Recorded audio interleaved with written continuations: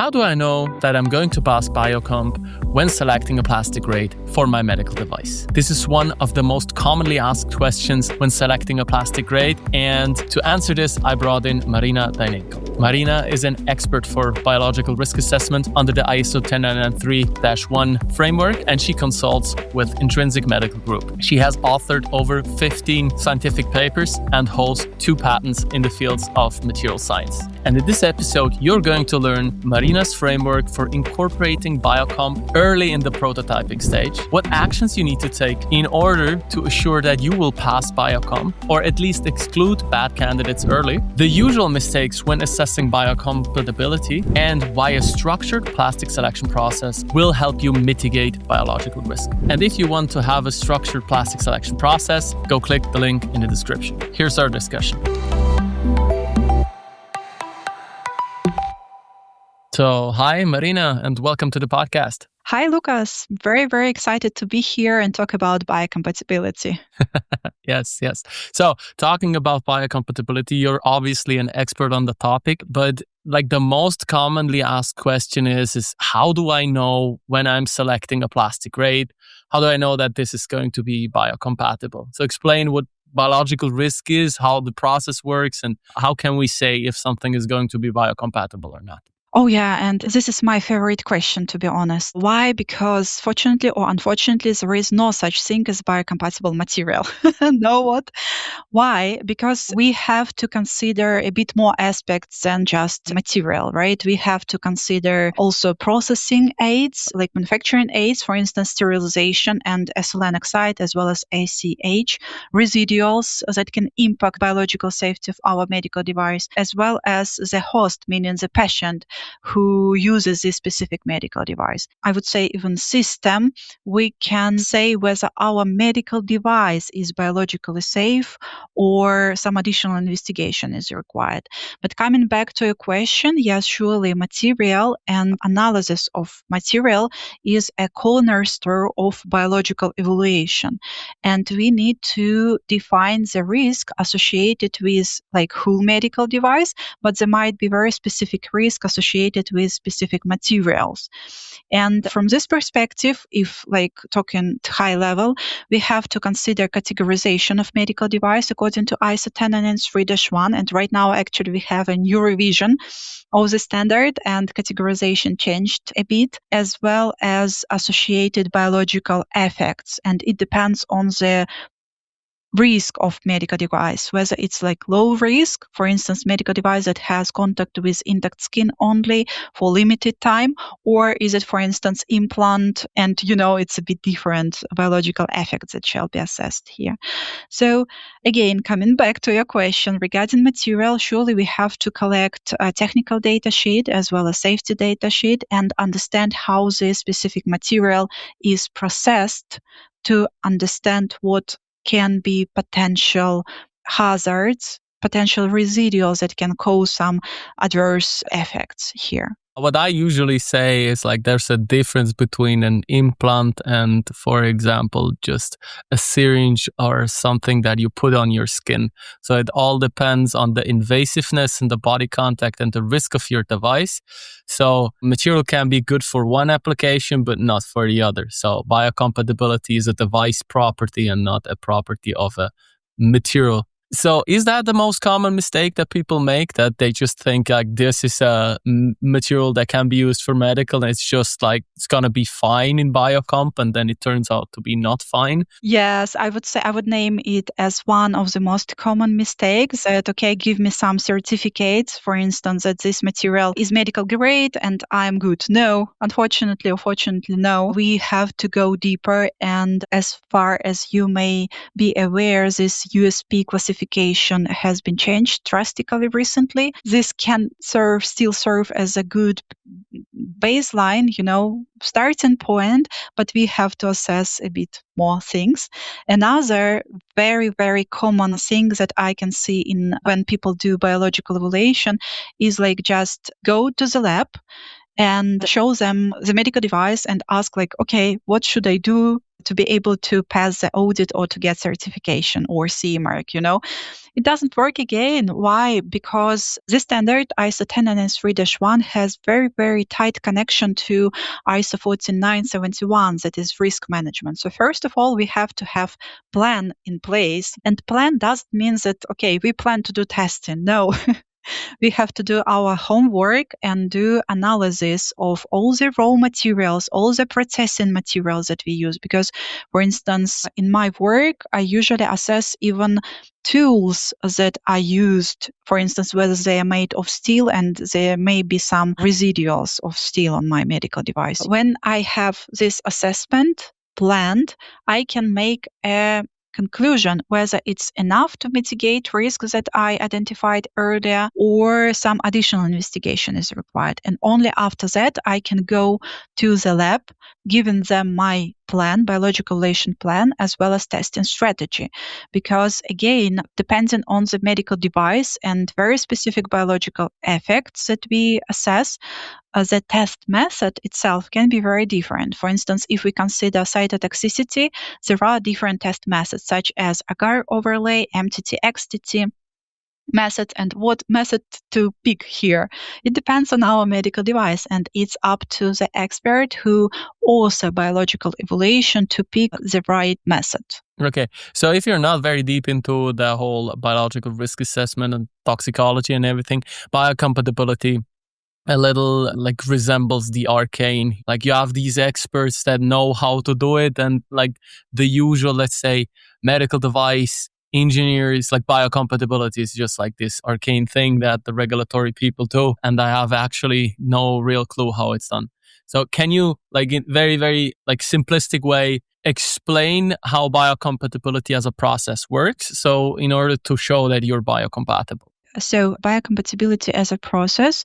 So first of all, I need to understand the scope and why I'm doing my evaluation. Because of new product development, NPT, or because of remediation, for instance, standard changed and there is new revision and I have to do gap analysis and understand whether my report is still applicable here, or because of change, okay? And depending on this, I would cooperate with maybe a bit different people here.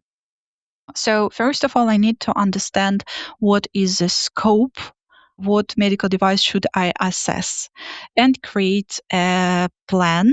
Like plan is structured approach, what shall be assessed, how to assess, and who. Because I really like saying that biological evaluation expert shall have really, really good soft skills, especially communication, because we have to cooperate with different departments and functions such as R&D, for instance, quality for sure, regulatory, clinical, marketing, product quality, manufacturing. So quite a lot of people, And I also have examples when biocompatibility office is kind of center where all the people are going and ask questions because we keep all this information together. So when I have the plan, I do know what information I need and I can gather this information.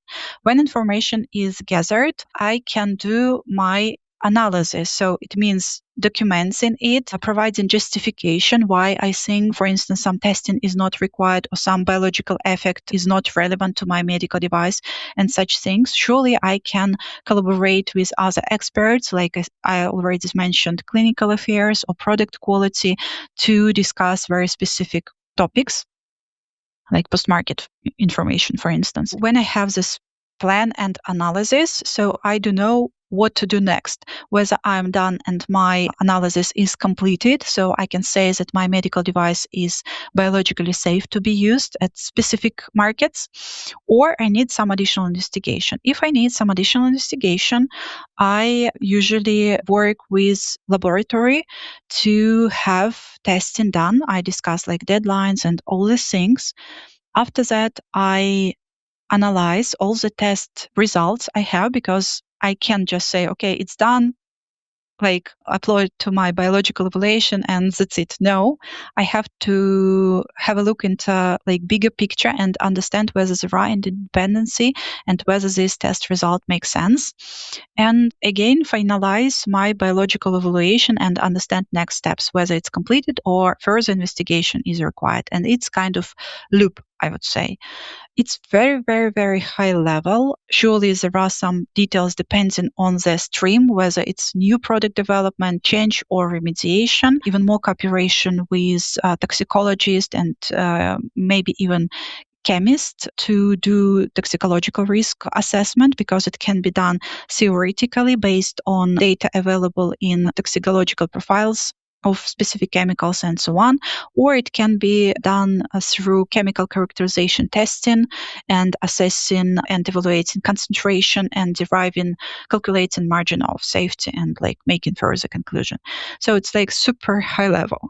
Okay, I'm gonna try to do even more high level. So first of all, you need to understand your device, and then you need to make a plan of how to test the device and what data you actually need. Then you're going to gather that data, may it be on documentation basis. And then if you have data gaps, you go to testing to close those gaps. And in the end, you're going to either make an analysis on if your plan has succeeded and you have everything you need in order to justify the biological risk for your device. And if the results say no, you need to have additional risk mitigation measures. You go implement these and then you start back again. Would you agree with that? Very short. Almost. Just second point you made, that need to understand testing for this medical device. No, you need to do analysis first of all to analyze how safe is your medical device, whether you have sufficient data already, because there might be available historical testing, or for instance, the device is made of very well-known materials and they are listed in Annex G of the FDA guidance, and your medical device has just contact with intact skin for limited, so there are quite a lot of aspects. So before running into the test, first analysis and test is just very, very last resort, I would say. So this sounds like a lot of work. Usually people don't like a lot of work when they're not sure if it's really needed. And then what I usually get the question is is this going to be biocompatible, but we don't want to do all the hassle? How do I know that the biological risk is acceptable for the grades I'm evaluating right now? Because maybe sometimes I run 15, 20 grades and then 2, 3, 4 are going to make it into the top picks. And how do I now know if these have some biological risk for my application? So how do I implement biocompatibility in a prototyping stage without going too much into detail? So how can I do it a quick and dirty approach to biological risk assessment? Yes, really good question, because right now with new revision of standard ISO 10993-1, we have to do biological evaluation for each stage of medical device life cycle, including prototyping. So from prototyping perspective, I believe what we can do, first of all, gather available data, technical data sheet. And within this documentation, in most cases, I would say 99% cases, it's very obvious and clear how this polymer is made, whether it's, for instance, polycondensation or polymerization, what are possible residuals, and analyzing this data, I can already say something about its profile and biological safety, whether there might be some concerns future if this material is picked design freeze stage, for instance, and proceed further, or there is some, or everything is okay and no any concerns here, okay? Then secondly, what I can do really quickly cytotesting, for instance, if there are any concern and I would like to make sure whether everything is okay, so I can do cyto or even big 3. So it means sensitization, cytotoxicity, as well as irritation.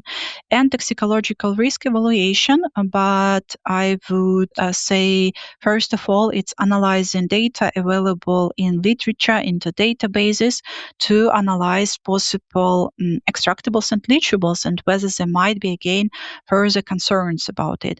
I do not see any value in running all like full assessment on prototyping test because it would take quite a lot of time and resources for sure. So this dirty approach, as you named, it means like analyzing data, analyzing available materials would be pretty enough. Okay, so first of all, you try to get to the formulation and residuals that you will have in a grade. So for example, in a polypropylene, you will probably have a stabilizer, a primary and secondary stabilizer that you would assume is going to be in there. Or if you have like a polycarbonate, you're going to look at what are the residuals of bisphenol A that are going to be in there. So this is how you would go about it. So you would first ask your supplier for available documentation. Which database would you recommend to go to and look at this? There are several. For instance, there is ECHR database where usually I check different toxicological things, and they may have like values like NOEL, for instance. Any studies also gathered here if they were performed. Also, it can be PubMed. Also, there are several actually. Yeah, PubMed, ECHA, it's the most useful for me. I use them very extensively. Toxnet. So I'm also using this website to check my chemical, and I can share actually a link of the databases I'm using. Yeah, so checking what can be here. So what you would do is you would basically look at the chemicals that can be in the resin, and then see if there is any concern, known toxicology of these substances. And if there's none, you just say, yeah, like preliminary, it doesn't seem to be a very huge risk like this, so we can let it go. Of course, we will in the end have the full test. So if there's anything, we will find it out. But at this stage, it's not no obvious no. So you filter out the bad candidates in the beginning. Yeah, absolutely. You're right. And it's very important to document it within, I call it biological safety assessment. So it's not like BPBAR, biological action plan or report, but I prefer to call it biological safety assessment. And I am sharing what I did. Like, okay, I analyzed data from the vendors, data available in literature as well as different databases, because checking databases, it's not enough. I can also make my job and double check whether there are any articles, white papers, or opinion papers regarding similar materials, whether they are able to cause something or not. And I document all these things within my biological safety assessment. Yes. And it's not the end of story, as you said, but I want to make another point. If even there is any concern and any suspicious that, okay, there might be some toxicological concerns regarding very specific chemical, it still can be go decision. Why? Because on this stage, it's when material is not processed, our biological assessment is not completed. We have to check on medical device in its final finished form. So yes, it's like not the end of story. Some concerns also can be go decision. Yeah. So I mean, I always use the analogy of POM, or like the example of POM. It's like polyacetal POM is a biocompatible material. You can have it biocompatible, but if you fry it in your injection molding machine or you steam sterilize it under conditions where it's not suitable for the material, you will build formaldehyde, and that's obviously not very biocompatible. So the processing and the sterilization have an obvious impact on your materials. So like the material can be in principle a yes, but you can still mess it up in processing and sterilization. Yeah, absolutely yes. And I have very similar example with polypropylene. Polypropylene is like very known material, and it's even listed in Annex G of FDA guidance as material of no concern if used for medical device with contact with intact skin, right? And it's also used as a negative thing to compare for cytotoxicity test. So, and we can say, okay, it's polypropylene and we good to go. But no, we have to assess all these processing aids, even if we have medical device with contact with intact skin, and especially if it's implant.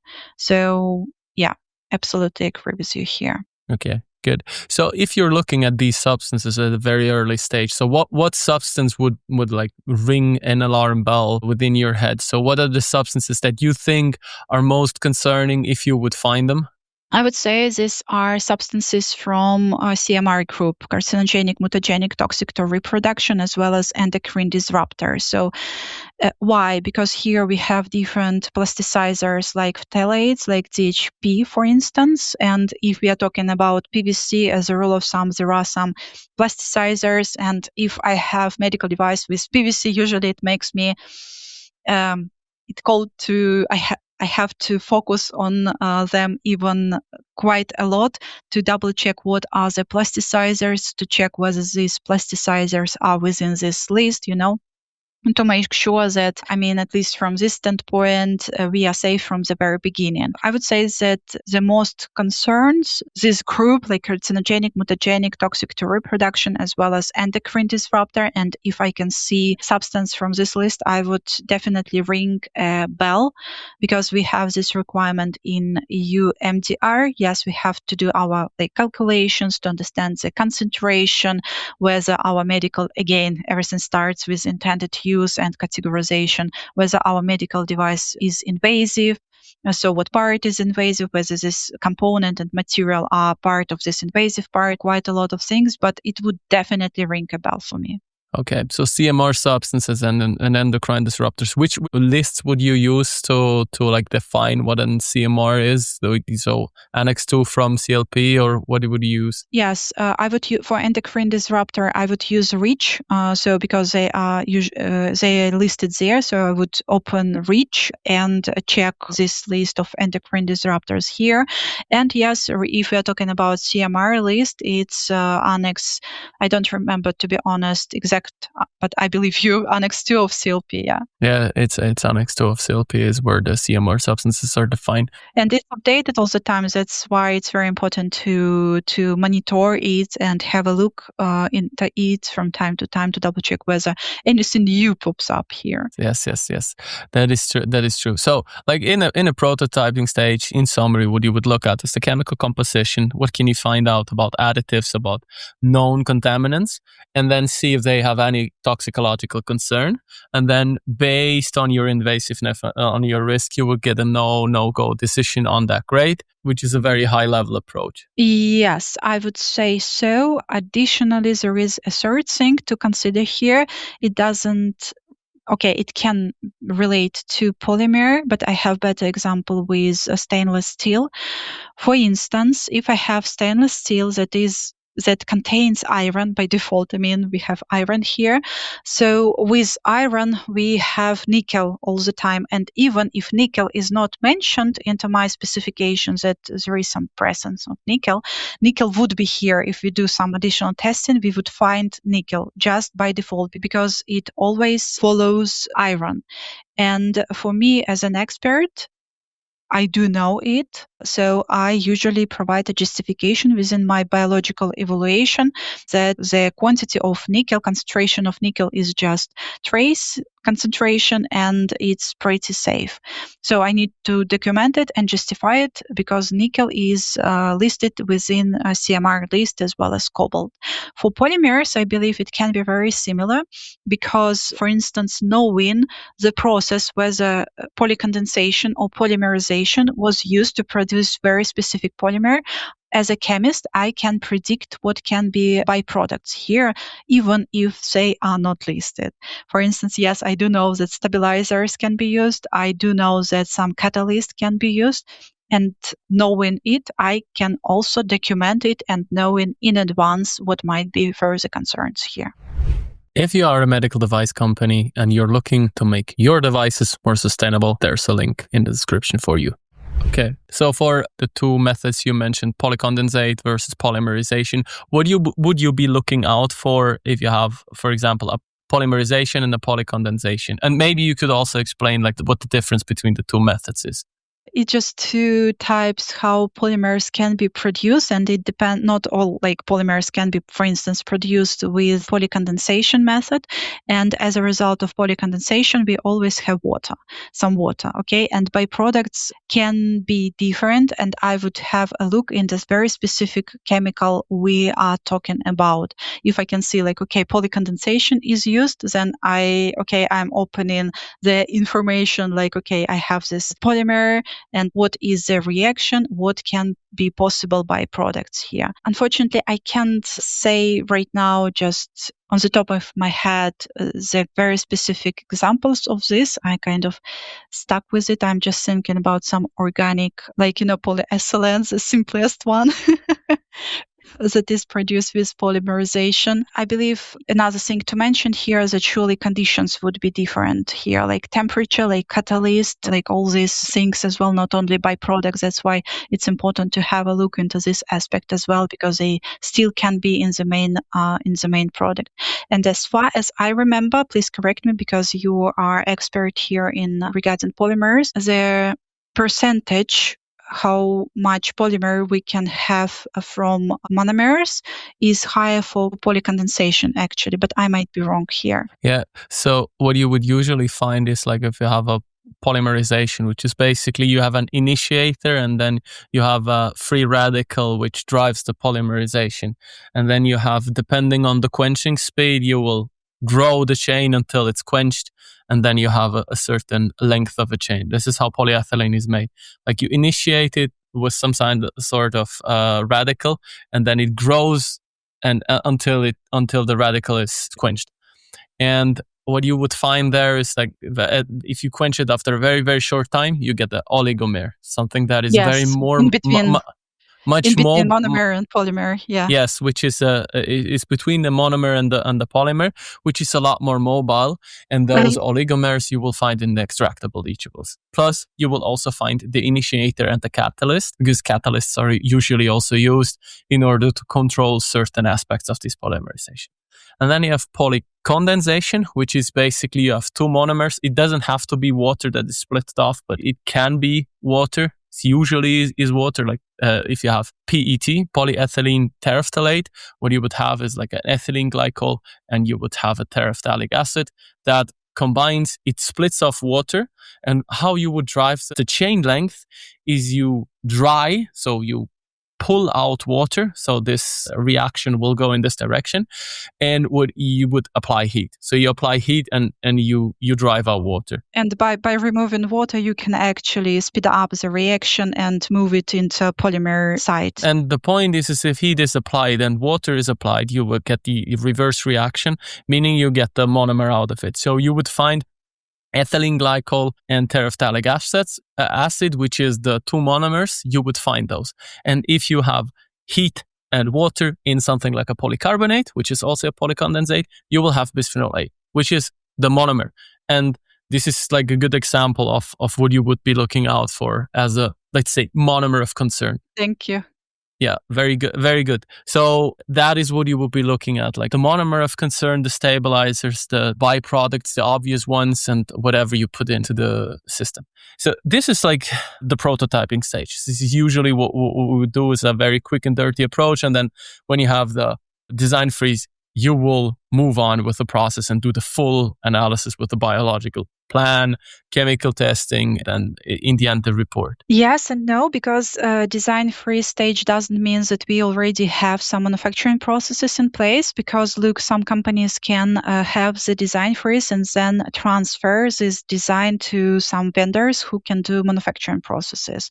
So it means, yes, when we have like some materials chosen, we can have additional look into our biological assessment, but still it wouldn't be like full biological evaluation, because according to previous version of the standard, biological evaluation was part of verification activity, right? So before we are going into further activities, but again, we have to have manufacturing processes in place to be able to complete our assessment. Okay. Yeah, I mean, manufacturing and sterilization and packaging obviously in the end also plays into this role. And then you run the biological test and it comes back as positive, which is for non-toxicologist a bad thing. So if you have cytotoxicity come back positive, meaning that you killed the cells. It depends. It again depends, fortunately, unfortunately, because we are in Biocomp stage. Because look, if we have, for instance, silver ions, so I would say from the very beginning that we would get positive cytotoxicity. And it's kind of predictable. And recently I worked for one biological evaluation and it was adhesive used, and this adhesive contained find one component from silver, and I had questions to the lab when I got results for cytotoxicity, and it was 0. And for me, it's like, how? I mean, I expected to have it more than 0 because I do have silver ions into my adhesive. So it's like predictable, and that's okay. And if I have, for instance, cyto positive, I can justify it if it's justifiable. I mean, I need to apply science here and understand why I get some results. Another thing and bad thing actually is if I do my chemical characterization and get margin of safety in my toxicological risk assessment less than 1.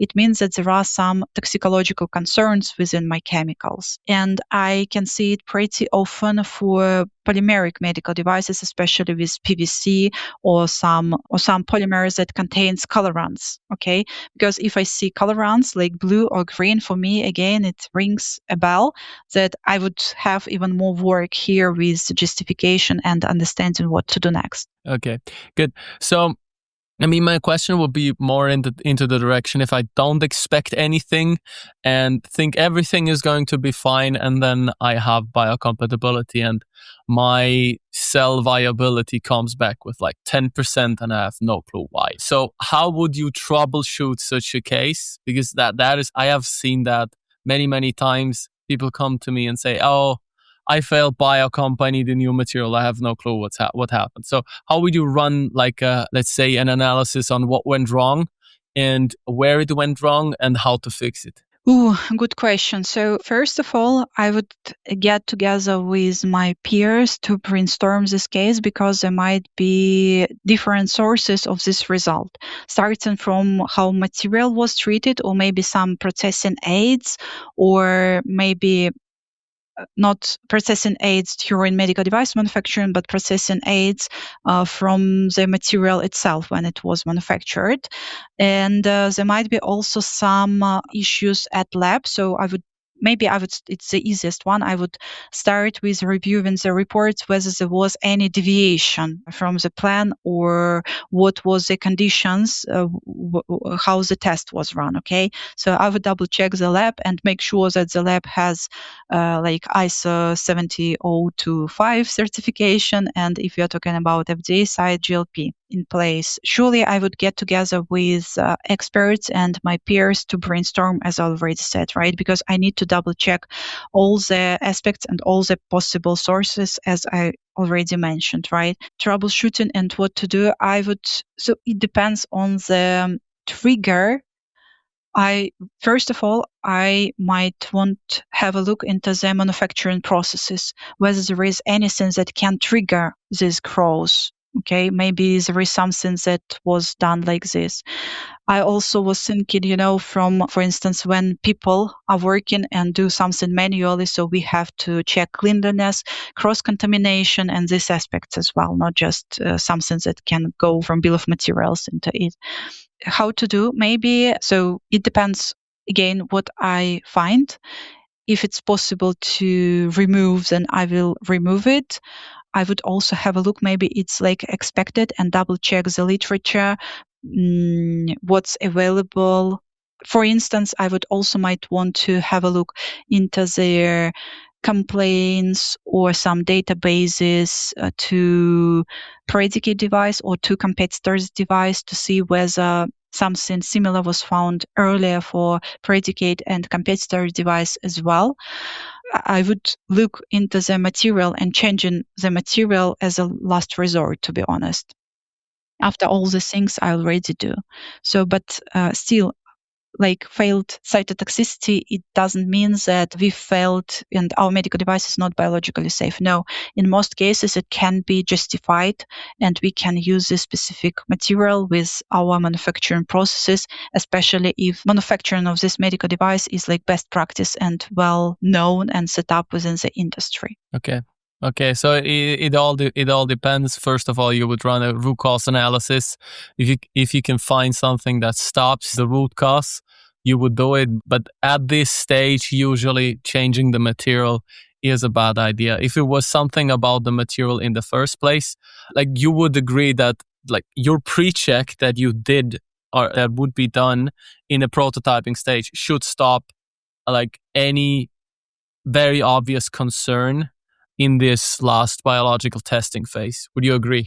Yeah, absolutely. And thank you for reminding it. That's why actually I mentioned that on prototyping phase, I would rather run this cyto test because it's easy, it's pretty cheap, and I can see the results from the very beginning, whether it's okay or not okay, because cyto, it can be replaced, for instance, with ENDL testing. Yeah.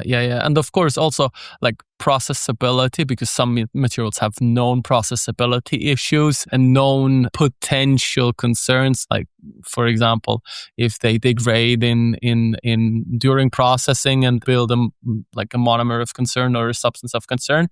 Therefore, it's very, very important. And that this is, of course, it's my take, it's my everyday business, but a structured material selection process and a structured plastic selection process at that is very, very important in order to not have a material change in the end. Because if you do it like, oh yeah, we're half a year before we launch to market and we have a cytotox that failed, we need to change the material. That just means I have an additional year of development and then plus and a half a year. So I'm just going to shift my market launch a year into the future. And it impacts not only biological evaluation to get good results here, but also whole performance of my medical device.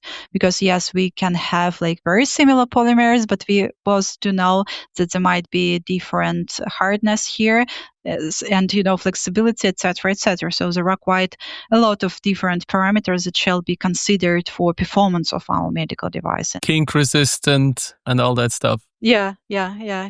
Very good. So let's shift to one of my favorite topics. So I am maybe one of the crazy people out there that thinks that it's not impossible to use recycled materials for certain medical devices. I don't say that you should use them in implants, but I say there are certainly applications where they can be possible. So for example, I know an application that uses a recycled polystyrol from recycled fridges in an otoscope tip. Few seconds of patient contact into an orifice, which is like the ear. So what's your take on this, and how would you evaluate something like recycled, or let's start with the mechanical recycled material? What would you be looking at, and what would you be paying extra attention to when you know it's going to be recycled and maybe the input can be variable?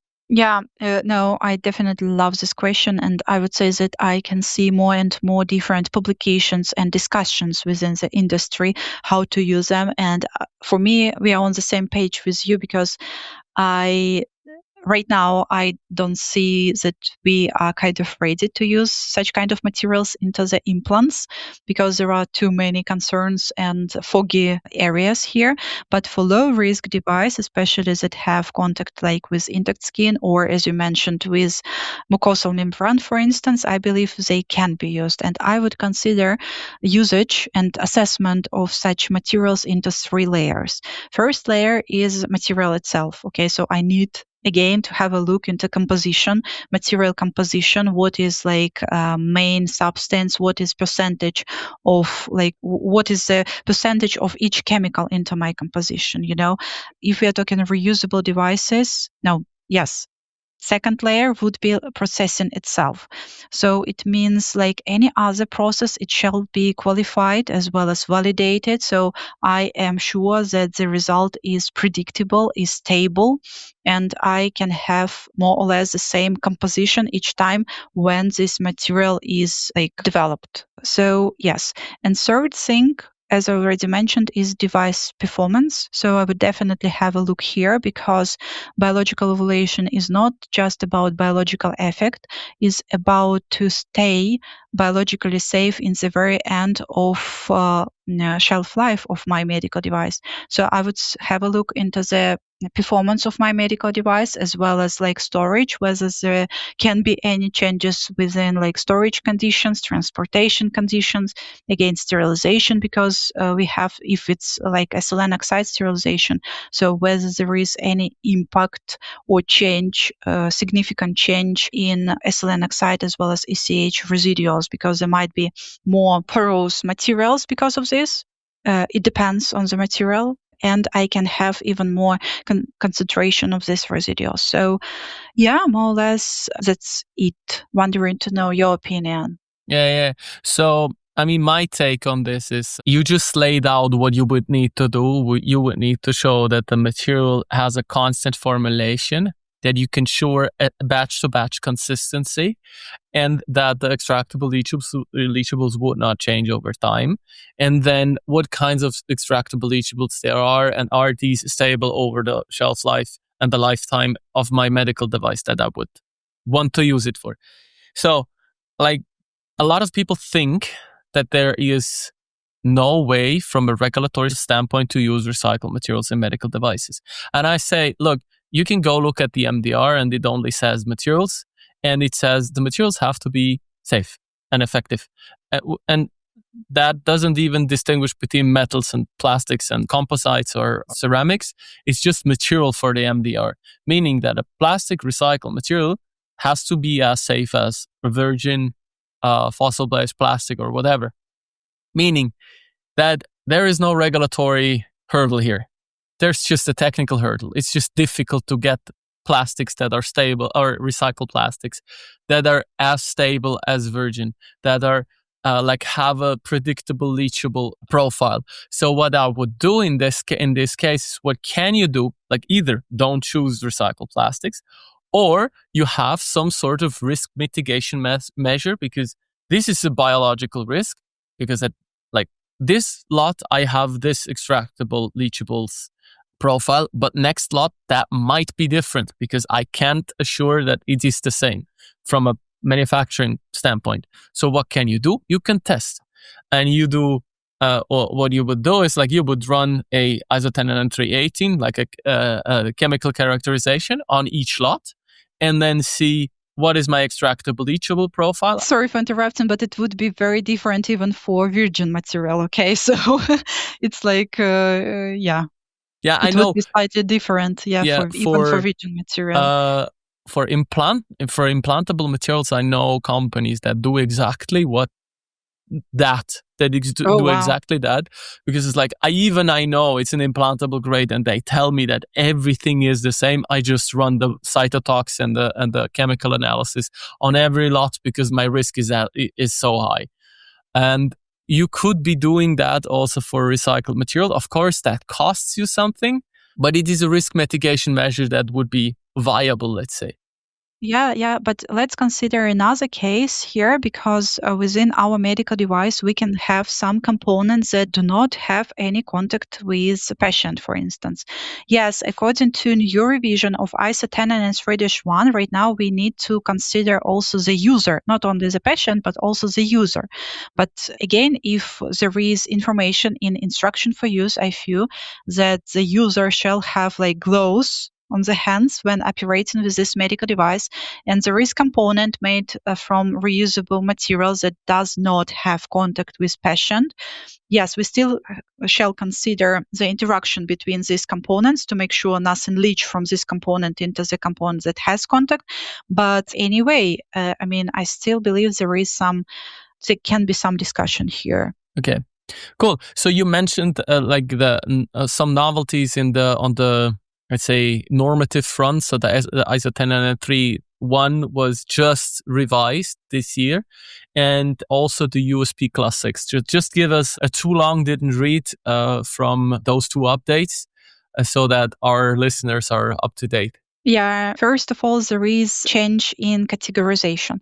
Right now, any duration, like 7 minutes, for instance, or 1 hour shall be considered at 24 hours. For instance, if you use your medical device like 5 minutes, but each day during like 5 days, right now it shall be count like 5 days, whole 24 hours for each 5 minutes use. Okay, and because of this, and cumulative use considerations, the categorization of medical device can be changed, and we have to have a look into this and do gap analysis of our biological relation.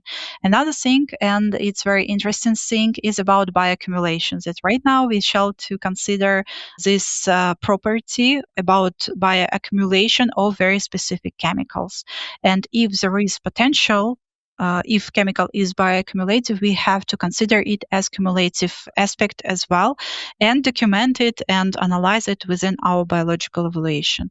Everyone is saying about foreseeable misuse, and unfortunately there's no much direction or recommendation, consultation how to do it in the standard itself. From what I know, as well as I discussed with different people, we can consider this foreseeable misuse from different sources, such as, for instance, usability studies, such as post-market information, and common sense, actually. The clinical evaluation, common sense, it's the most important thing within biological evaluation. Right now, we have to address biological effects for this foreseeable misuse as well. For instance, as I mentioned in the very beginning of our discussion, if something is intended to be used like 5 days, but it's like known fact that in hospital this is used like 1 month, so we have to address toxicological aspects and toxicological biological effects to make sure that this foreseeable misuse is covered within our evaluation as well. Even more adherence to ISO 4971. So here we have to consider very specific biological hazards and make calculations, and again brainstorm together with the team how often this specific adverse event can happen, what can be potential outcome of it, and so on. And everything shall be documented again in our biological evaluation. Right now, plan and report, like both, are mandatory. Report was mandatory even before new revision. Why? Because of EU MDR. Right now, it's highlighted within new revision of the standard as well. Even more focus on expertise of the person who author as well as review this documentation. There is no more table 8.1 anymore. So finally, I believe we get rid of this checklist approach when we just, pick the biological effect and say to the lab, like, please do this test. No more. We have right now different tables to each section, and we don't have externally communicating medical devices category anymore. It was split into 2 existing categories. So worth checking again. And as I already mentioned, the categorization of medical device can be changed because of this. So there is quite a lot of things, but I wouldn't say they are explicitly new. All these concepts already existed, but right now I would say they were just deepened and require even more investigation and focus on safety, like biological safety as well as toxicological safety. Okay. I mean, in the end, the standard should be like what the common best practice of the industry and not something completely new like a regulation. I mean, I have one question on the exposure time and the cumulative exposure time, because I'd like that never sat well with me. I didn't understand it. So if I have 5 minutes of exposure 5 times a week, I have cumulative exposure of 25 minutes, another 5 days. That puts a lot of margin of safety on top of it. Like that, I'm not a very big fan of extreme margins of safety, because like they give like hurdles to materials and to processes that in practice are very much safe, but according to the standard, they just fail the exposure. Like, what's your take on that? And is there any way around this? Yes, absolutely. I do agree with you that it's pretty challenging to find this balance, this golden middle, where we have all the risk good balanced with scientific evidence. From what I can see right now, yes, from one hand, it increases the margin of safety. From another hand, we can justify that it's too much and whether it can be lowered. For instance, with this bioaccumulation, if we can prove, like scientifically prove, because we can't just say something and close. No, we have to do our homework, with all these references, etc., and be actually the expert in this topic. So if we can see that, for instance, these specific chemicals cannot accumulate within the body and can be drawn from the body, okay, or for instance, like this, or again, applying common sense, and this is low risk device that has contact just with intact skin. Surely, I believe we can justify justify some biological effects and not just run into test, but using rather this justification. So we can omit some testing, but what we definitely need to do, we have to document this justification why we think this is like biologically safe or some additional investigation is required. So yes, there is some work around. We just need to work here. Yeah, because like my take is, and maybe that's also a little not understanding of how these intricacies of these norms and standards work, but like we were talking about recycled plastics, and you're now allowed to use 100% recycled PET for a Coke bottle. And Coke is quite a strong acid, I'd say. And if I drink Coke every day of the week, so I have 365 days of exposure because like I have every day I drink a Coke.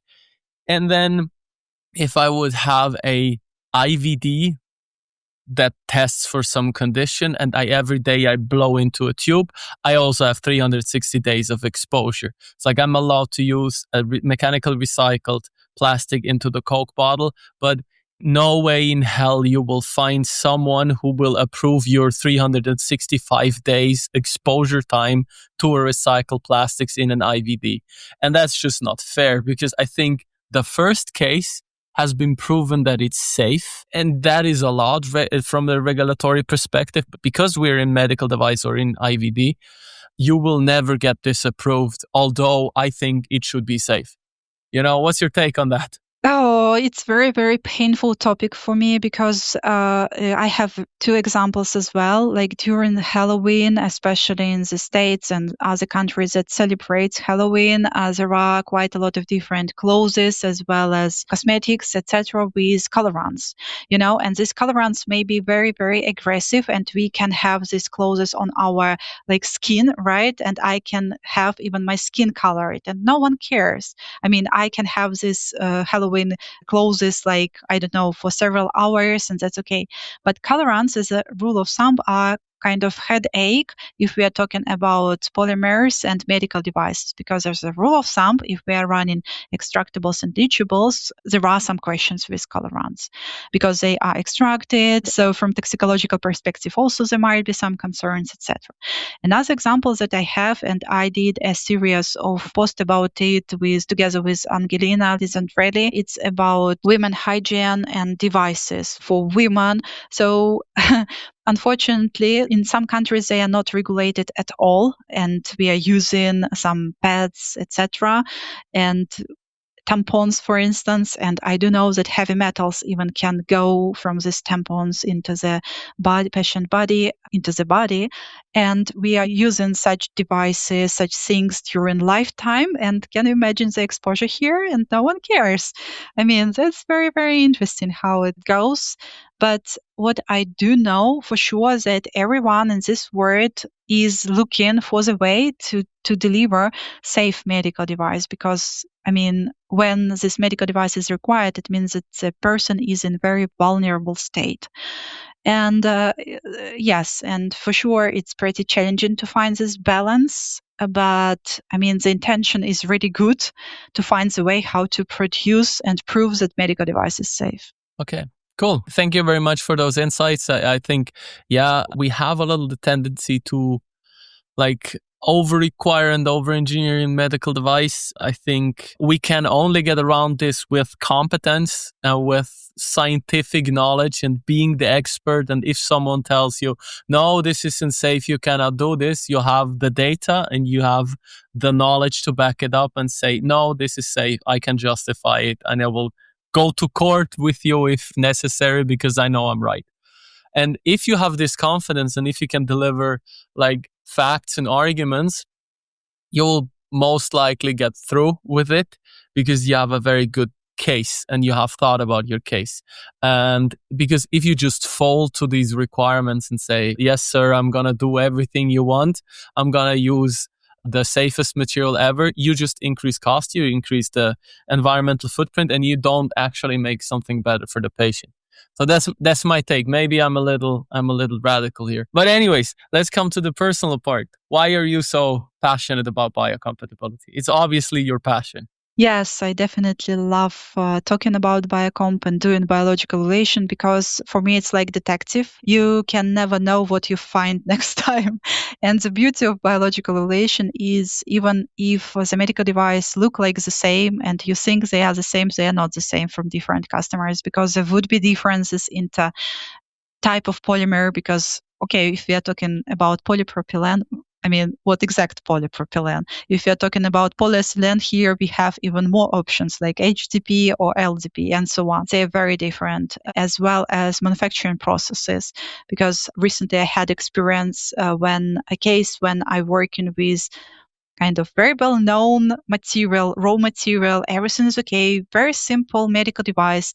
But in between, like final finished form and raw material, I had processing. And this processing was with bond chemical. And that's why I had to run into like testing to double check whether it's actually safe, you know? So there are surprises and it's detective, as I already said. I really like going deeper into all these details, collecting this puzzle from different parts because you can imagine how many information should we collect to be able to analyze it. And it's the most fascinating part for me.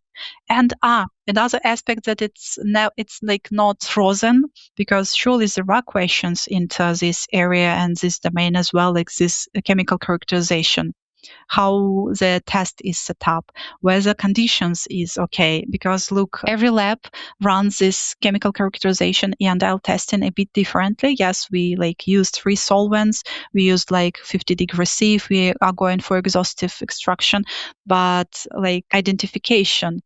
What about gas chromatography and etc. So there are quite a lot of questions. That's why it's evolving and it's interesting.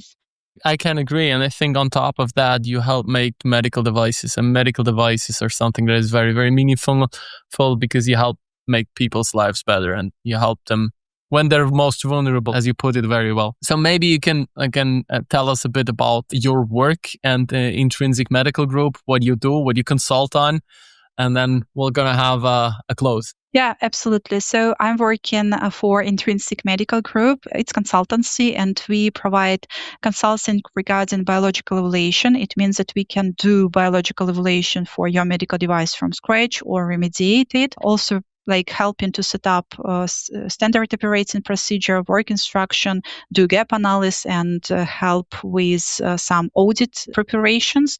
Also cleanliness. So cleanliness aspect, how clean is medical device and reusable devices, because if the device can be used like multiple times, we have to make sure that it's still biologically safe after cleaning, as well as sterilization, like validation of different types of sterilization. So it's consultants that we can help with. And if any question, to me, just please feel free to reach out via LinkedIn, via any communication channel. I am more than happy to talk about Biocomp. Yeah, we're gonna put your contact in the Thanks. description. Very good. Thank you. So let's come to the last question. What advice would you give to people who are selecting plastics and want to know about biocompatibility at an early stage? What should they do? Great question. I would say don't be shy and ask questions. Be curious and don't be shy to reach out to some experts and ask your questions, because where to start, surely you can Google, you can ask ChatGPT, but please don't ask ChatGPT about biocompatibility. It makes quite a lot of different errors. But feel free to reach out to different experts, try to join different webinars, join Lucas' podcast and watch and hear this podcast, because it shares quite a lot of, it provides quite a lot of information about plastics and intersection between plastic as well as biocompatibility, because Biocomp is quite wide area. And as we said today, it also can impact usability, performance, and so on. So that's why just don't be shy, be curious, and ask the questions. Okay, very good, very good. So thank you very much. So Marina, do you have any last words for us? Yes. First of all, thank you very much for this opportunity. I really enjoyed our discussion. It was technical and I really loved it. And thank you very much for your explanation and discussion. And it was really live and vivid. What I can say else medical devices are like babies. They are fun to make and pretty hard to support, but we have to support them. So please don't give up and be curious. Very good, very good. What famous last words. Okay, this was Marina Daineko from Intrinsic Medical Group, and until the next time. Yeah, thank you. See you later.